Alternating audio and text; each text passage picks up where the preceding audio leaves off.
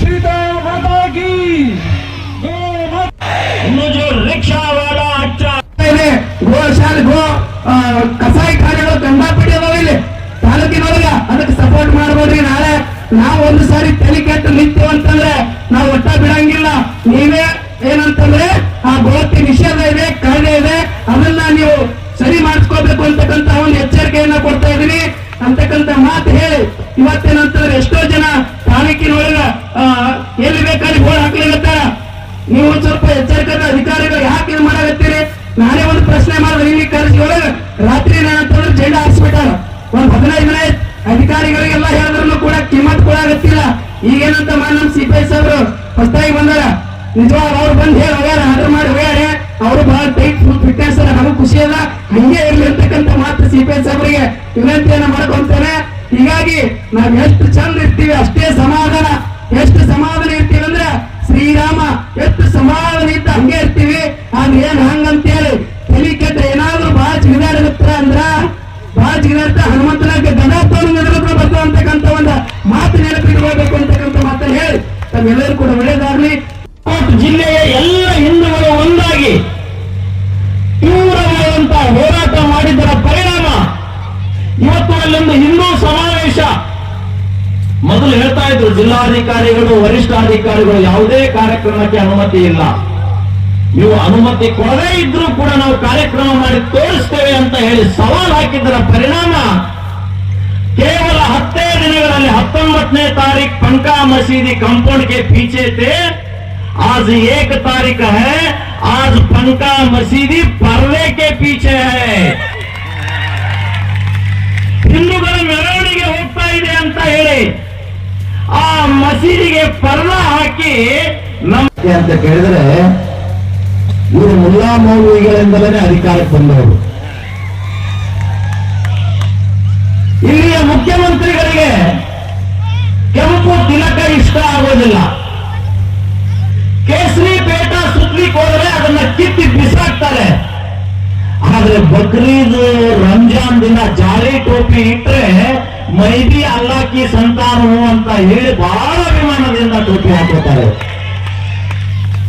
ಇಂತಹ ಮತಿಗೆಟ್ಟ ನೀಚ ಸರ್ಕಾರದಿಂದಲೇ ನಮ್ಮ ರಾಜ್ಯದಲ್ಲಿ ಕಾನೂನು ಸುವ್ಯವಸ್ಥೆ ಸಂಪೂರ್ಣ ಹಾಳಾಡ್ಕೊಂಡು ಹೋಗುತ್ತದೆ. ಹಿಂದುತ್ವ ಹಿಸ್ಟ್ರಿ ಅನ್ನೋದಕ್ಕೆ ಇವತ್ತೊಂದು ದೊಡ್ಡ ಇತಿಹಾಸ ನಮ್ಮ ಬಾಗಲಕೋಟದಲ್ಲಿ ನಿರ್ಮಾಣ ಆಗಿದೆ.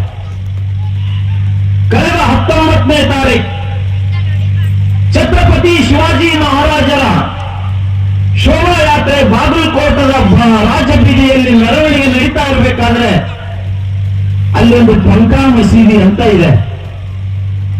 ನೀವೆಲ್ಲ ಪಂಕಾ ಅಂದ್ರೆ ಹಕ್ಕಿ ರಕ್ಕಿ ಇರ್ತದಲ್ಲ, ಹಂಗಲ್ಲ, ಅದರ ಹೆಸರೇ ಪಂಕಾ ಮಸೀದಿ. ಆ ಮಸೀದಿ ಎದುರುಗಡೆ ಶಿವಾಜಿ ಮಹಾರಾಜರ ಭಾವಚಿತ್ರ ಹೋಗ್ತಿರ್ಬೇಕಾದ್ರೆ ಮಸೀದಿಯಲ್ಲಿರುವಂತಹ ಒಂದು 200 ಜನ ಮುಸಲ್ಮಾನರು ನಮ್ಮ ಘೋಷಣೆಗಳನ್ನ ಕೇಳಲಿಕ್ಕೆ ಆಗಲಿಲ್ಲ.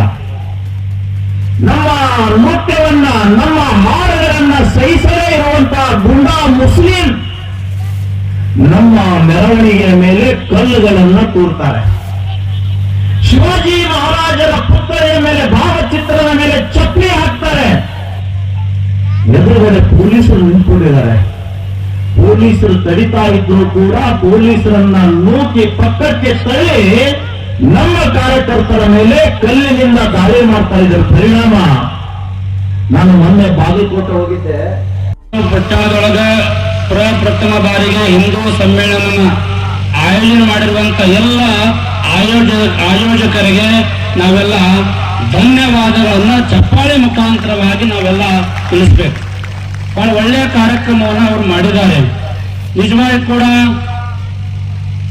ಹಿಂದೂ ಧರ್ಮ ಯಾವ ರೀತಿ ಉದ್ಧಾರ ಆಗ್ಬೇಕಾದ್ರೆ ನಾವು ಏನ್ ಮಾಡ್ಬೇಕಪ್ಪ ಅಂತಂದ್ರೆ ನಮ್ಮಲ್ಲಿ ಒಳ್ಳೆಯ ಭಾವನೆಗಳು ಬೇಕು. ಈ ಪರಿಸ್ಥಿತಿ ಏನಾಗಿದೆ, ಮಣ್ಣು ಕೂಡ ಹೇಳಿದ ಪರಿಸ್ಥಿತಿ ಏನಾಗಿದೆ ಅಂತಂದ್ರೆ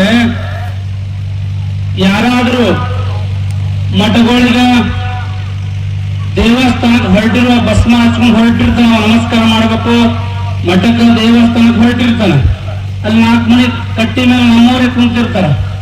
ಅವ್ರೇನ್ ಮಾಡ್ತಾರ ನೋಡಿ, ಮಗನ್ ಬಹಳ ಭಕ್ತಿ ಆಗ್ಯದ, ಭಸ್ಮ ಹಚ್ಕೊಂಡು ಹೊಂಟಾನ. ಈ ರೀತಿ ತಿಂಗಳ ಮಾಡಿದ್ರೆ ಉದ್ಧಾರ ಆಗ್ತಾರೆ ಹಿಂದೂ ಧರ್ಮ. ನಾವ್ ಏನು ಮಾಡಬೇಕಪ್ಪ ಅಂತ ನಮ್ಮ ಮಕ್ಕಳಿಗೆ IAS ಅಧಿಕಾರಿ ಮಾಡ್ರಿ, ಮಾಡಂಗಿಲ್ಲ. IAS ಅಧಿಕಾರಿ ಮಾಡ್ರಿ, IPS ಅಧಿಕಾರಿ ಮಾಡ್ರಿ, ದೊಡ್ಡ ಡಾಕ್ಟರ್ ಮಾಡ್ರಿ, ಇಂಜಿನಿಯರ್ ಮಾಡ್ರಿ, ಆದ್ರ ಸಂಸ್ಕಾರವನ್ನು ಕೊಡುವಂತ ಕೆಲಸ ತಾವೆಲ್ಲ ಮಾಡ್ಬೇಕು. ಮಠಗಳಿಗೆ ಕಳಿಸ್ಬೇಕು ಮಕ್ಕಳಿಗೆ, ದೇವಸ್ಥಾನ ಕಳಿಸ್ಬೇಕು. ಅಂದ ಬಳಿಕ ನಮ್ಮ ಹಿಂದೂ ಧರ್ಮ ಉದ್ಧಾರ ಆಗ್ಲಿಕ್ಕ ಸಾಧ್ಯದ ಮಾತನ್ನ ಈ ಸಂದರ್ಭದಲ್ಲಿ ನಿಮ್ಗೆಲ್ಲ ತಿಳಿಸಿ, ಈ ಹಿಂದೂ ಧರ್ಮಕ್ಕೆ ಬರ್ತ್ಡೇ ಇಲ್ಲ, ಇದಕ್ಕ ಡೇಟ್ ಆಫ್ ಬರ್ತ್ ಇಲ್ಲ. ಎಂದು ಭೂಮಿ ಹುಟ್ಟ್ಯಾವಲ್ಲ, ಎಂದು ಈ ಭೂಮಿ ಮೇಲೆ ಮಣ್ಣು, ಕಲ್ಲು, ಗಾಳಿ, ನೀರು, ಸೂರ್ಯ, ಚಂದ್ರ ಎಂದು ಹುಟ್ಟ್ಯಾರಲ್ಲ, ಅಂದೇ ಇದು ಸನಾತನ ಧರ್ಮ ಹುಟ್ಟ್ಯಾದ. ಅದನ್ನ ಅರ್ಥ ಮಾಡಿಕೊಂಡು ನಾವು ಜೀವನವನ್ನ ಸಾಗಿಸಲು ನಮ್ಮ ಜೀವನ ಉದ್ಧಾರ ಆಗಲಿಕ್ಕೆ ಸಾಧ್ಯ ಮಾತನ್ನ ತಿಳಿಸಿ, ಮತ್ತೊಮ್ಮೆ ಈ ಎಲ್ಲ ಆಯೋಜಕರಿಗೆ ಅಭಿನಂದನೆಯನ್ನು ಸಲ್ಲಿಸಿ ನಾನು 2 ಮಾತಿಗೆ ವಿರಾಮ ಕೊಡ್ತಾ ಇದ್ದೀನಿ. ಶಾಂತಿ ಶಾಂತಿ ಶಾಂತಿ.